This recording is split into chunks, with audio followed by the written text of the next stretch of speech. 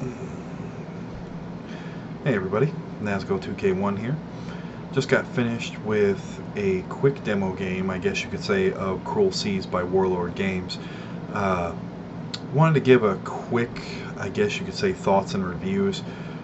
And long story short, I'm going to give you I guess you could say, the preamble.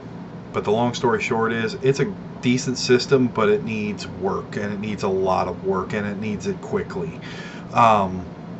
It seems like when they designed this, they didn't think it out as well as they should have. There are instances of just, you could see like it wasn't play tested with actual tournament players or serious wargamers at all. It was, to give you an example, if you go over to Warlord Games YouTube channel, there is a video there showing the movement for Cruel Seas, and one of the comments on there was, wow, you pick up the model repeatedly during the turn. And yes, they want you to take a movement, pick up the model, put the wake marker back under it, put the model back down, and then if you're going to do a turn, you have to pick the model up again, put the turn into place, and then put the model back down. It seems like it's a recipe to start an argument, especially if it's a tight tournament and rules are starting to get bent a little bit, I guess you could say.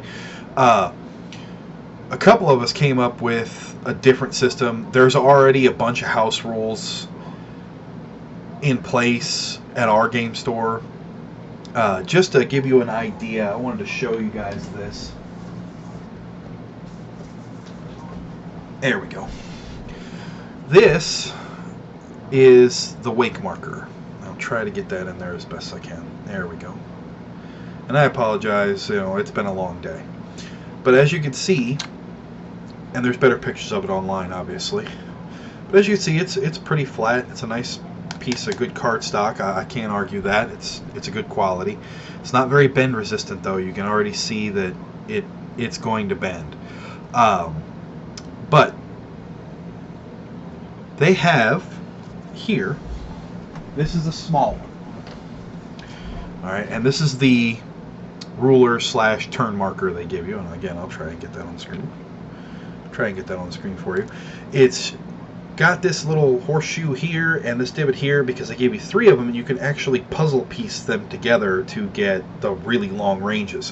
Why you wouldn't just use a tape measure, I don't know. Apparently they didn't think of tape measures. But the thing that a lot of people are kind of twitching about is this here. And the red lines are what's supposed to be the 45-degree turn. The yellow lines are what's supposed to be the 30-degree turn. Well, in order to get that done, okay, and this is going to be really difficult to actually show you without me picking up the camera and moving it, so I'm just going to do my darndest to do this by hand. Basically, what they want you to do for movement, this is how they describe movement on their video. Take the ruler and place it at the front of the ship on the table. So you'd basically end up doing something like this. Okay, now this started the argument right away that, oh, well, that's not the exact front. This is the front down here where it touches the table. Well, you should probably do it from here. Well, why not just put it in there? I mean, it's already overcomplicated and a mess. And then they want you to basically slide the boat along until, again, the front hits, let's say, 10. And this is centimeters, by the way. Let's say it hits 10 centimeters, and you're sitting there going, okay, well, is that 10 centimeters? Well, I mean, wouldn't that actually be 10 centimeters? Because that's the front of the boat? Nope. And this was the first major hurdle that immediately got house ruled. This is where I know this game was not play tested with actual tabletop gamers. I know it. It's not even a question. Any tabletop gamer worth his salt would have immediately said, why are you guessing anything? Now, this wake marker denotes your speed. So you put this underneath to both mark where your wake is on your ship and what its current speed is, which is really handy.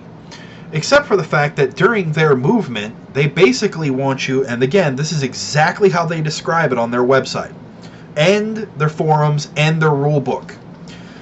Take this, guesstimate, pick up ship, move inches or centimeters, put ship down, move ruler, pick up wake marker, pick up ship, put it back underneath.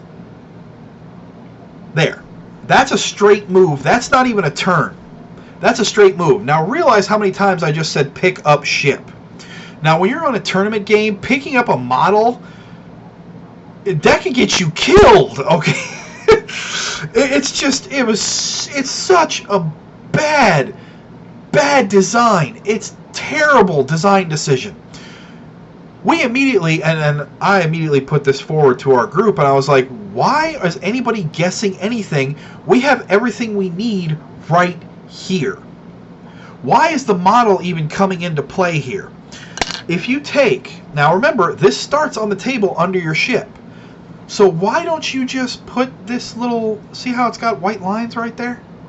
Why don't you just put this next to your speed? Because there's big white lines right there on all three sections. So if your ship's going slow speed, you just put it here, move that to 10, and stop.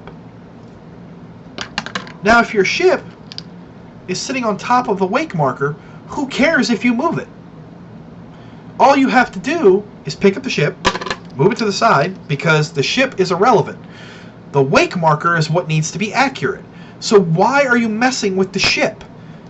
Just put the wake marker there, line it up on the white lines, move it 10 inches, put your ship back down where it was. Boom, problem solved. There's no argument because we just bypassed every instance of repeatedly taking the model off the table. What were you thinking, Warlord Games? What were you thinking? Then we go to the turning, which is another what is the deal situation with this game. They tell you, and again, this is on their YouTube video, this is in the rulebook, this is on their website. According to them, you, again, pick up the ship to do a turn. Why are you touching the model? Why are you having this obsession with taking models off the table? No wargamer does this, ever. Under any circumstances has any wargamer said, well, you know, we don't need that. No! Again, the turning is just as bad. It's just silly. But once again, the solution is right here on the wake template. But you go to the thing and they're telling you, oh yeah, it's here on this little thing here, and you got to put it on the back of your ship and then turn your ship, and then all of a sudden I'm going, why? It's right here. Why are you touching this and turning the model when all you have to do is, once again, keep the wake marker exactly where it is. Ready? Warlord, pay attention here. Turn the ship, and again, I'm doing this kind of bad because, you know, I'm in a camera looking in, but turn the ship, and then voila, I've done the turn, and all you have to do is readjust the wake marker. You're still not picking the ship up off the ground.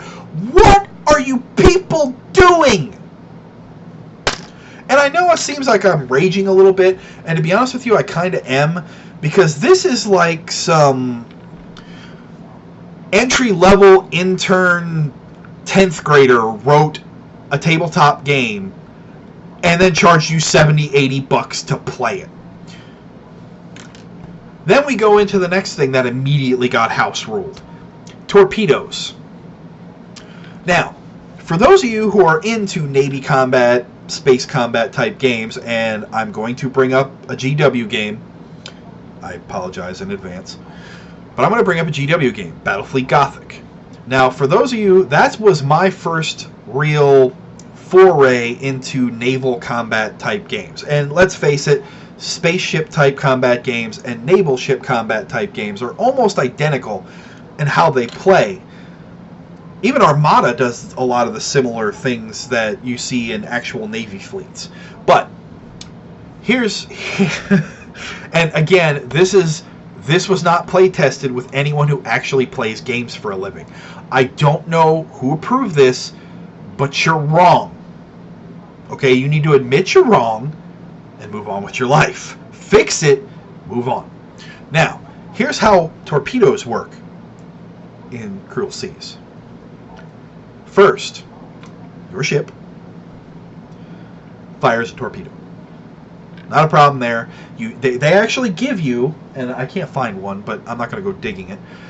They give you a cool little torpedo marker in the water. It's actually really nice. I was kind of impressed with it. Once they're painted up, they should look really good. The models, by the way, just a quick addendum, the models are amazing. I know there's no way you're going to get a decent picture of this or even begin to get the detail, but they really are nice. They are high quality, easy to assemble models. We'll get back into that later.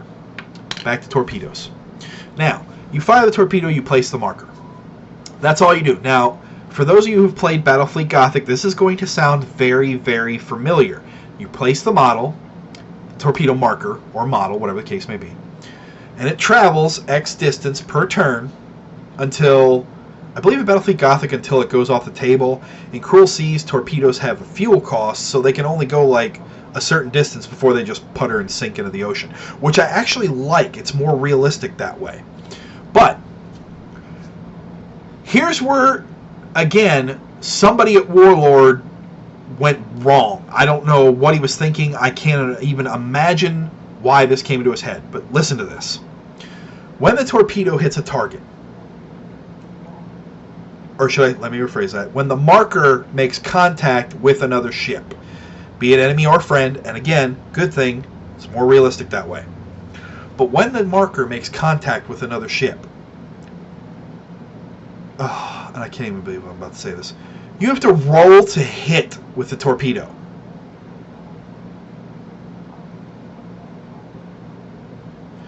Now I paused there so you could pick your jaw up off the floor. I am not exaggerating this. In fact, on the back of one of the rulers, you can see there is a torpedo modifier because you have to roll to hit with it. After the marker hits another ship, you have to roll to hit. And the roll to hit is abysmal. The game uses a D10 system for rolling to hit, which I do kind of like that. It gives a little more variability. It also uses modifiers. Now, if the ship is an enemy ship, and you're like, yeah, I'm going to hit this, your base to hit number is a 4. So you have to roll a 4 or less on a D10 for a torpedo to hit a ship that just got hit by your torpedo marker. Say that 3 times without your brain exploding. I dare you. Then you have to factor in all these modifiers. They give you modifiers to hit tiny, small, and medium ships, and then promptly in the rulebook, and we'll get to this later, they tell you that tiny, small, and medium ships can't be hit by torpedoes. So why are these here? No idea. Again, not play tested, not proofread, nothing. This is ridiculous. This is, again, is bad game design. But let's say it's a large ship. So I'd get a +2, according to this. So I'd have a 6 or less. But if that ship is moving, and happens to be moving pretty quick, I can lose up to 1 or 2, depending on how fast it moved. So I could be potentially right back down to a 4. And if the firing crew is inexperienced, I'm down to a 3. So your torpedo screams through the water, makes contact with an enemy ship, and can miss the ship because you have to roll to hit. Now, that's not even the best part. Let's say you've actually managed to beat the odds and roll a 3 or less on a D10. You then have to actually pick up another die and roll again to see if the torpedo's a dud. And if the torpedo was maintained by an inexperienced crew, a 4, 5, or I believe it's a 4, 5, or 6, the torpedo's a dud, or something like that. It's ridiculous. You basically have to you have to aim the shot, hope you get lucky on the torpedo moving and that the enemy ship doesn't turn out of your way, and then you got to hope and pray you can roll this ridiculously low number, and then you got to hope and pray that it's not a dud. That just took 20 minutes to explain, verbatim. I know it's not 20 minutes. When it should take 2.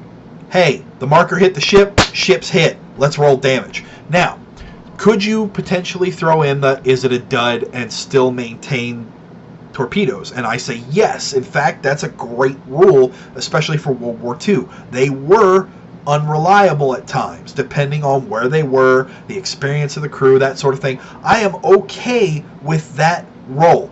Roll a d6. If it comes up a 1, the torpedo was a dud. Oh, sorry. But the hit roll should not exist. It was house ruled out immediately. On top of that, we played a couple games where we followed their version of torpedoes, and then we said we're ignoring the rule about small and medium ships being able to be hit by torpedoes. We'll get into why later, too. The torpedoes eventually were such a non-threat that they were ignored. Even if it was coming right for your ship, we were finding ourselves going, it's not going to hit me anyway, and just moving through it. Because the rolls to hit were so abysmally low that even if a torpedo was coming right at you, you had a 70, sometimes 80% chance of just, nope, not going to hit me. I can't think of a Navy captain worth his stars that would go, nah, we're not gonna pay any attention to that torpedo. Nah, we don't need that torpedo. Forget it. We're not even gonna. We're just whatever. No way. You saw a torpedo in the water. There are 2 things you did. You turned and you shit your pants. Addendum of 3. You probably prayed really, really hard. But you did not ignore it, and that is exactly what Cruel Seas wants you to do. They want you to ignore torpedoes. Why, I don't know. I don't even understand why they would put that system in and not go, this seems really overcomplicated. And it is. It's way overcomplicated. Another fine example of Cruel Seas really being rushed out with no playtesting is the Rulebook. Now, I just purchased my copy, and, oh, dropped my ruler, sorry. I just purchased my copy. And there are 2 things that I immediately noticed. One, and I can't find it. Actually, no, I did throw it away. My shrink wrap around my box had this tiny little sticker on it. And I was just, and I didn't see it when I bought it, because believe me, if I had seen it when I bought it, I would have put it right back on the shelf. But it had this tiny little sticker on the box, and it said, missing wake to follow. And of course, I'm sitting there going, what the hell is that when I got home? So I'm opening this up, and I was going to do an unboxing video, and thank God I didn't, because I was cussing up one side and down the other. They didn't give me all my wake markers. These here. They gave me one, I guess, sprue, not really, cardboard cutout, punch out, whatever you want to call it. Nope, it wasn't that one. Oh, I'll even show you the one they gave me. Right there. Here's the one they gave me. This is the one that's in, this was the only one that was in my box. And it's for large ships. Guess what ships are not included in the starter box? Large ships. You get small and mediums. So, going off of, you know, if, let's say, I didn't have a printer, I would not be able to play this game. I wouldn't be able to, you know, do the movement, mark my wake, that sort of thing. I literally wouldn't be able to play it. I wouldn't be able to guesstimate it because I don't have anything to guesstimate it off of. This is for large ships, which, just to give you an example, this is the small ship one. And yeah, you can see it's definitely a lot smaller. And then here's the medium one, which, there you go. That's pretty close. But yeah, as you can see, they're definitely different sizes. Now, this left me with going, uh-oh, what do I do? Now, thankfully, I also bought 2 of the flotilla boxes, which have the exact same ships that are in the starter box, just there's 6 of the British ones and then 6 of the German ones, but they come with, and this was kind of funny, there's 6 ships in each box. They came with 8 wake markers. So I guess the reason why I didn't get the rest of mine is because somebody couldn't count to 6. Again, this is poorly thought out game design. I'm not quite sure why this even exists. I mean, hey, at the bare minimum, at least I know I've got enough now that even with my flotilla boxes, I can still use these extra ones I've gotten to add some ships to my fleet until Warlord decides to respond to my emails and replace what they didn't send me in the first place. Now, let's go back to that rulebook, because the rulebook's another fun little thing. I open this up, and this is the rulebook. I'm sure you've seen it online in multiple places. Yay, ooh, rulebook. So I open this up and I start reading it, and again, the first thing I start noticing is the torpedo rules are ridiculous. Then I start noticing that the movement rules are just overly complicated. And then I noticed that there's some stuff that seems to be missing. And it's hard to explain unless you're reading this rulebook, but you start to notice really quickly that a lot of this is jumbled really bad. Like, there's weapon stuff here, and then you scroll away. Oh, there's more weapon stuff. Oh, wait, there's some more weapon stuff here. It's all over the place. There's no organization to this book at all. So I go on the website, Warlord Games, the forums for Cruel Seas, and I'm like, hey, I can go there and get some questions answered. And the first thing I notice on the Warlord Games website is, in that forum, is that the errata has been released.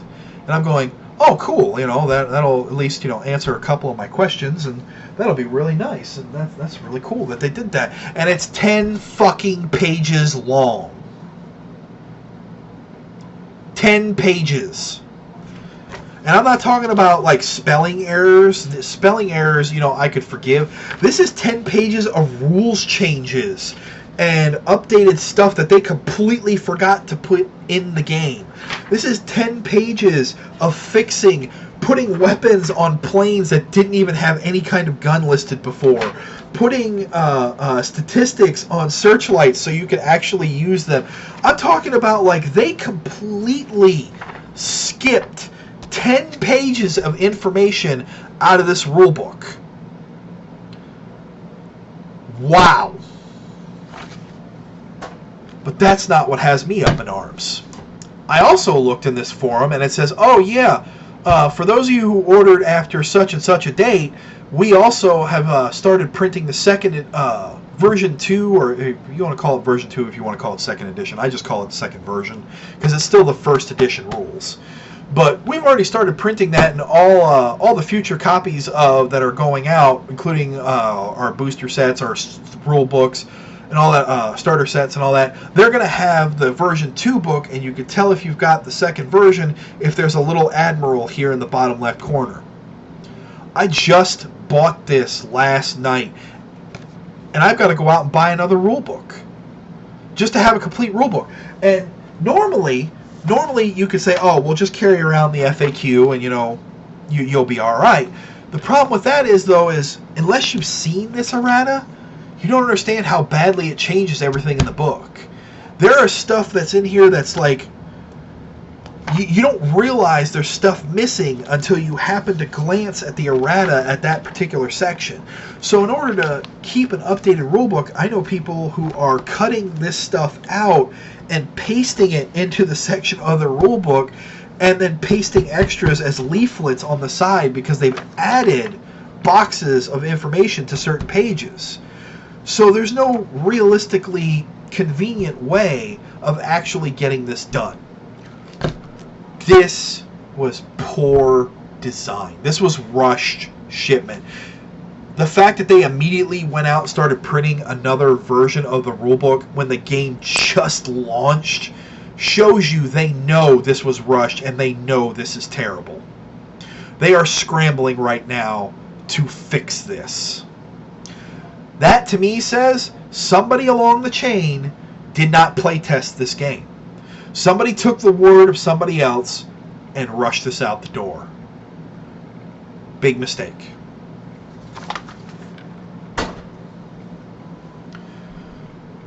The models themselves are amazing. I did cover that earlier. They are easy to assemble. However, and again, this kills me to do this, by the way. I am not trying to be just nitpickingly overly negative, but this isn't little stuff. This is huge, huge errors that should have been caught long before this game went out to customers. But it's hard to... Let's see if I can find one. I may have already thrown them away. Nope, there we go. Okay. Here's their assembly instructions. Now, to give you an idea, I'm going to hold up this ship here. This is the German S-100 motorized torpedo boat, MTB. It has,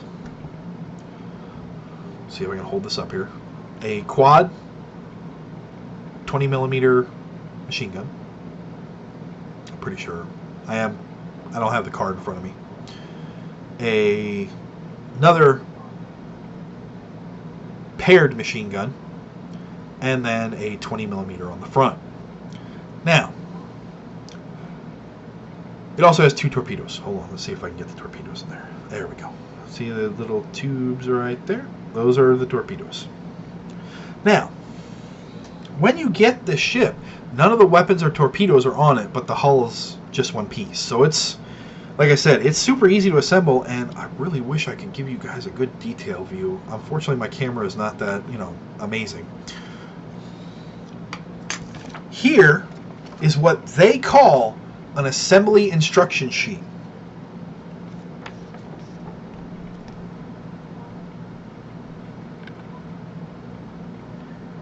Now, for those of you who've been putting models together for a long time, you're going to notice right away the major flaw with this little piece of paper, in that it doesn't tell you what goes where at all under any circumstances. You have no idea. Like, for example, look at 1, 2, 3, and 4. Now, what you don't realize is that on this British Vosper, there's 2 different Vospers here. There's the Mark II and the Mark I. Do you see anything on these guns that indicates which one gets which gun? The answer is no. There's no indication what piece goes where on the model. None. You guess. This, again, who at Warlord looked at this and said, yes, this is a great way to tell people how to assemble our models so that they're tabletop ready? Who looked at this and said, yes, this is good? Because I would fire someone's ass if they put this on my desk and said, we're done. I ended up having to go to Warlord Games' website, the Cruel Seas web store, taking the pictures on the website for the ships, blowing them up, and then basically going through trial and error of, well, I know that machine gun goes there. Okay, if that goes there, then that means this one has to go here.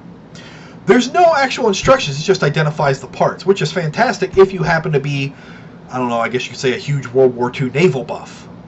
I'm not. I had no idea. And again, you're trying to sell this to your broad audience and get new people to play your game, and you give them this and this. They're going to do exactly what I did and go play something else.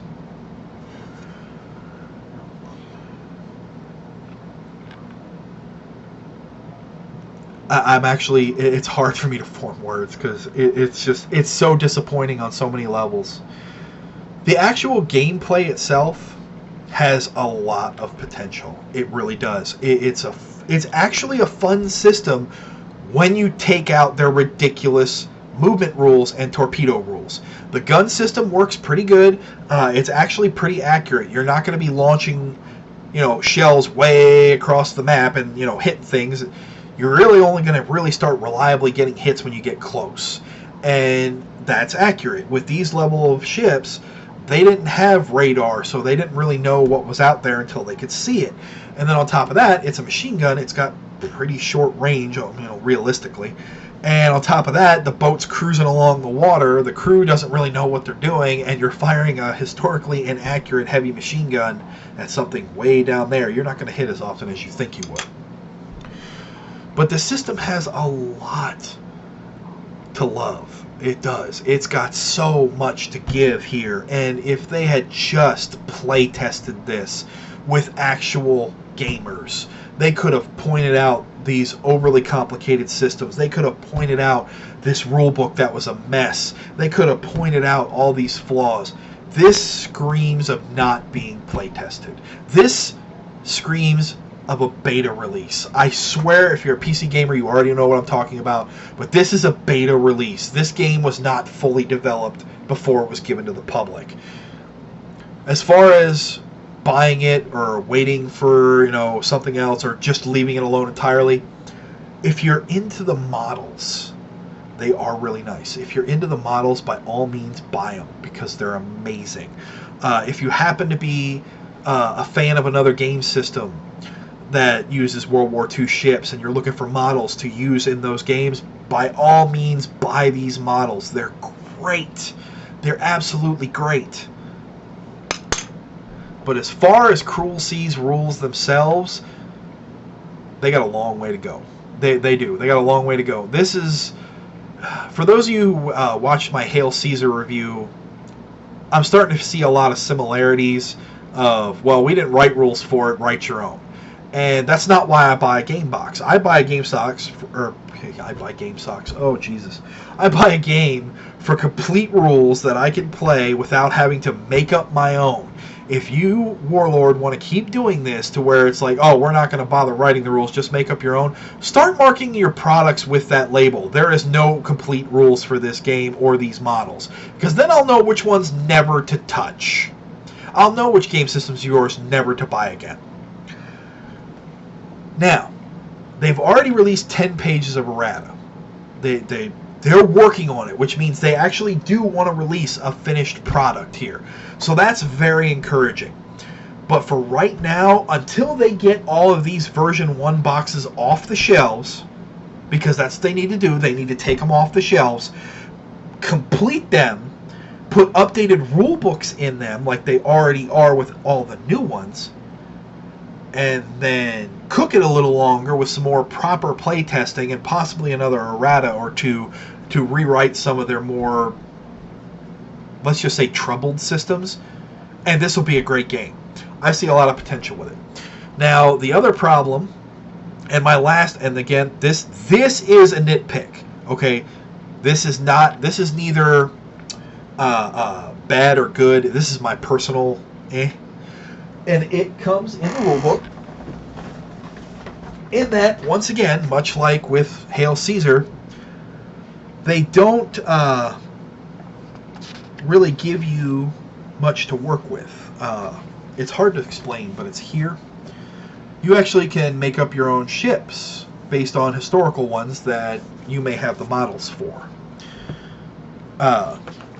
Which is kind of nice, but then the next page, they have giant lists, and I'm glad this is out of focus, that way they can't yell at me for showing you the contents of the book. But they give you a list and what they commonly had on them and what was available, and more importantly then its points cost. As long as a model has a points cost and clearly defined statistics, I'm okay with it. The minute the game starts trying to be like, oh, well, you know, you can just do this and then pay this points, and that's when things start getting exploitable. That crosses into that terrible Martian game. I can't think of the name of it right now, but basically you can make a tank with 30 machine guns. Yeah, that's when things start getting stupid. So I'm not really a fan of that. There's no limits on what you put on it, and I guess that's really my beef with it, is there's no limit to what you can put on it. So I could put, for example, weapons dealing between 1d6 and 3d6 damage are 5 points apiece. So what's stopping me from putting 30 of those on a ship and calling myself the ultimate god of the seas? Nothing. As long as I can model it on a ship, boom, I get it. Yeah, you can see where that's going already. But as long as they're willing to put out the models for the ships, hey, go for it. Now, right now, my final verdict is, all in all, wait. Don't get into this game yet. I hate saying it. It hurts to say it. I mean, I've already put over $150 into it, knowing what I know now. I would not have spent any money. Knowing what I know now, my $150 would have stayed in my wallet, because I have to now wait for an updated rulebook, because I did in fact send an email to Warlord, and I told them I want my missing parts, and I would very much appreciate it if they sent me the rulebook that everybody else is getting that I didn't get, even though I just bought the game yesterday. It's not my fault you shipped a shoddy product. I would like a proper product. Wait. Especially on the starter sets. Don't buy the starter sets. Unless you're buying it direct from their web store, don't buy any of the starter sets that are on any store shelves, because they don't have the complete parts, and they have the version 1 of the rulebook. They're trash.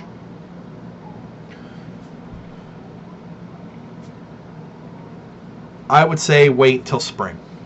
By then they should have all of this fixed, and we probably will get another FAQ/errata to the rules, clarifying a lot more of their issues.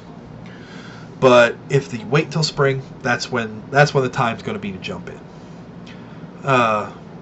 Plus the new fleets will be out by then too, so that would be the time I would recommend jumping in. I would wait until March, maybe April.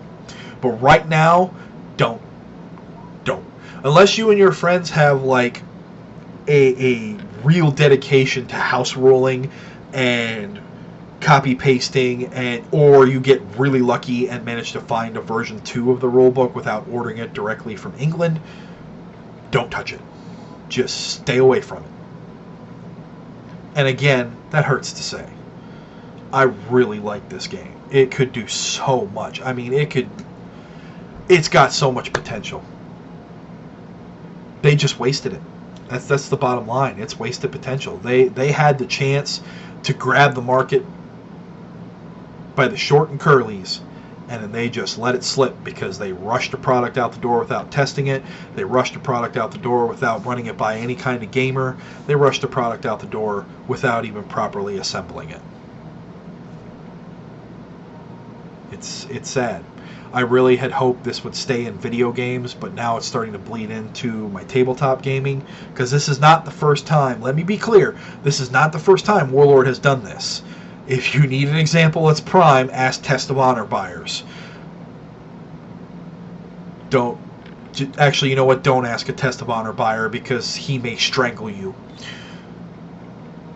This was another rushed system that could have used another 6 months in development.